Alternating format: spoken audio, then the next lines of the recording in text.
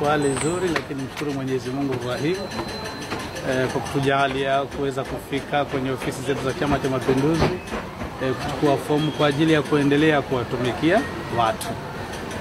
Ninachowaambia wana jimbo la Kojani,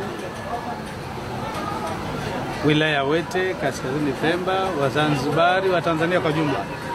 Kwanza, Chama cha Mapinduzi ni chama ambacho kiko tofauti kwa ulimwengu mzima. Kwa nini nasema hivyo? Kwa sababu Chama cha Mapinduzi kinathamini demokrasia ya kila mtu, na demokrasia yake sio ya kuagua kwenye ramli, ni demokrasia ambayo iko wazi. Ni chama ambacho kiko wazi, kiko makini, kila mtu anaruhusiwa, akiona yeye anatosha basi aende kuchukua fomu kwa ajili ya kuja kutumikia wananchi. Lengo tu la chama sio tu mtu kuwa kiongozi au kuwa mtawala, anatakiwa yeye awe mtumishi wa umma.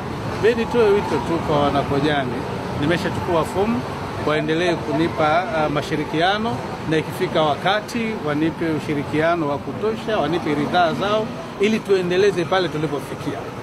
Tuna baadhi ya changamoto ambazo tulitatua kwa nusu, nyingine zilikuwa kamili, nyingine zilibakia kidogo, na wahakikishia kwamba changamoto hizo miaka miwili tu ya awali endapo itapata ridhaa wakati huo naenda kuziweka sawa, na malizia zote na watafurahia.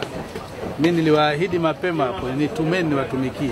Bado sijachoka, niko tayari kuwatumikia kwa maslahi yao na kwa maslahi ya nchi kwa jumla. Kama mimi nawaambia tu, walita wakati huo wameniita mbunge wa Kaskazini, mbunge wa Kusini, mbunge wa Pemba. Tunako kwenda wakati ule mimi nasema ilikuwa ni wakati wa kujifunza. Pale ilikuwa najifunza.